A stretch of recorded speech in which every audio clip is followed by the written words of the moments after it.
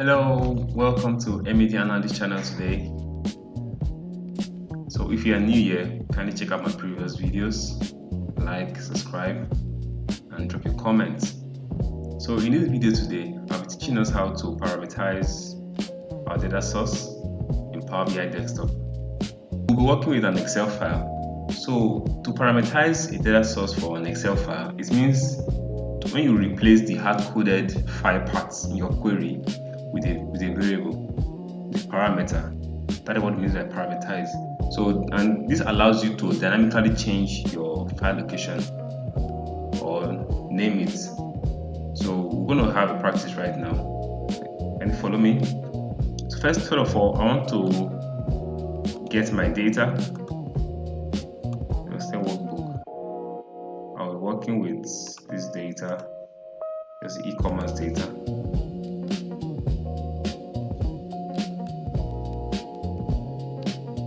Now, one of the things that it helps us does is dynamic source, so that when I send this file to another Power BI user, they would be able to use the report by just putting the data sets in the file paths that I created, or changing the file paths, so making it dynamic, not hard-coded.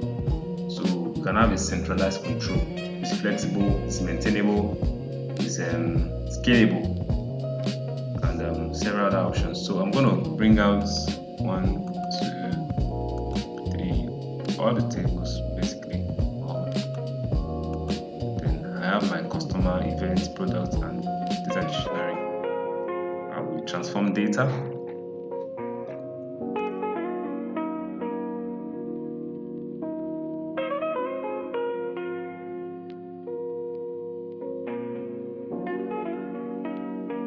Now, this is our Power Query editor opened.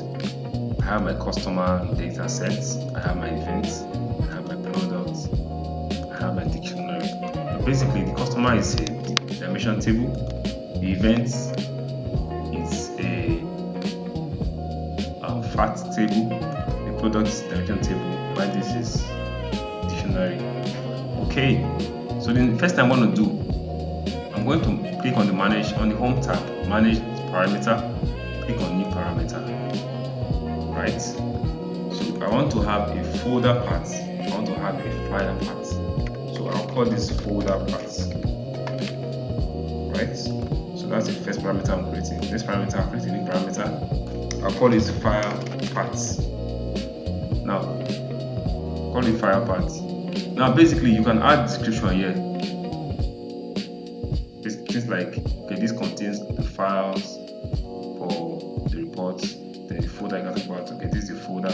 Let's talk about what the file path does. Then for the folder, I'm going to put in the value. How do I get the value? I have to go to the folder where the file is. I'm working with an Excel file here now, so I'll open my folder. This is it. So I'll click on this. I'll copy. When you are in the folder already, you come over to this place. Highlight everything that's there, copy it. So that will be my current value. And one thing you know is that if you scroll back, you see the hyphen use this. So I'll use that at the end because yes, I will add this so that when I add the file path, it's gonna have that. Now I'll show you why I added this. Now for the file path, I'll just copy the file itself. This file now, just copy the name, then I'll paste here. Then at the end, I'll put, it's an XL file. I'll just add that .xl. That's all. So I can add any description I want to add. Leave this place as it is. Click my OK. Now I have my folder paths, I have my file paths. Now note that this can be edited. When you click on manage parameter, right? It can be edited. So now I want to first of all put these two in a folder. I'll click on the folder path, hold my control, click on the file path, selecting the both of them. I'll move to group, a new group. So this new group will be called data source. I'll call it data source. I can also add a description there. data source. Now, other queries which are this. So for the customer, I'm going to rename it as dim_customer. Let's put it like that. Then the events, I'll call it part_events, right? I'll rename it there. Then the products, I'll rename it as dim_products,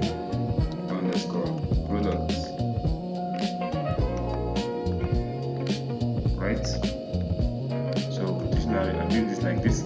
So I'm going to change. Now let's look at the dim dictionary, dim customers. Now we have this table. Now opening the source, let's open the settings. We could see this is the 5 parts. The reason I added the slash at the end at that time was the slash now will serve as this slash. So this is the data itself. This is the file part. If I have the all this is the folder part, right? So what I want to parameterize it, so I'll click on the advanced. So from here I'll make it parameter. From here I'll make it parameter. So the folder first, then the file parts next. Now you see the file preview, folder parts, folder file. It's an Excel workbook. I'll click on OK. Let's check. Now to be sure that you got it right, this will show like this and your data will show. Now let's check something out. If we make a mistake of choosing folder, let's see what will happen. To break the table, like you see, give an error, or you choose file, it's going to give an error. Definitely give an error. So that's why you have to get it right. So folder file, I will see that's correct. So I'm going to do the same thing for the facts event table. I'll click on the advanced, on the parameter. This is file parts. That's all. The dim products under the source.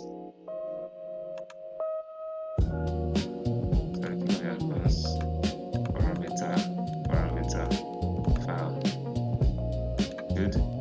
Same thing with the dictionary, source.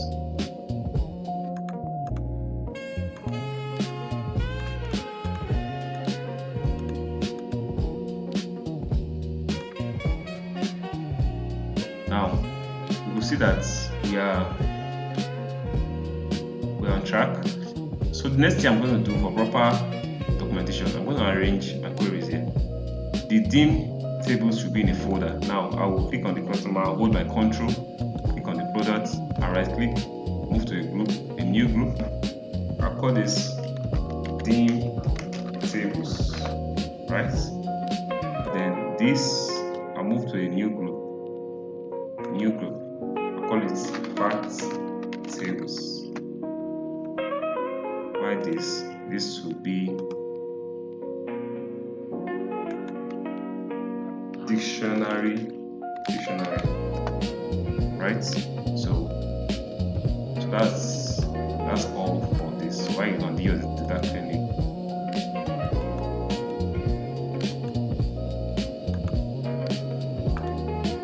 So all I have to do is to close and apply. That's all.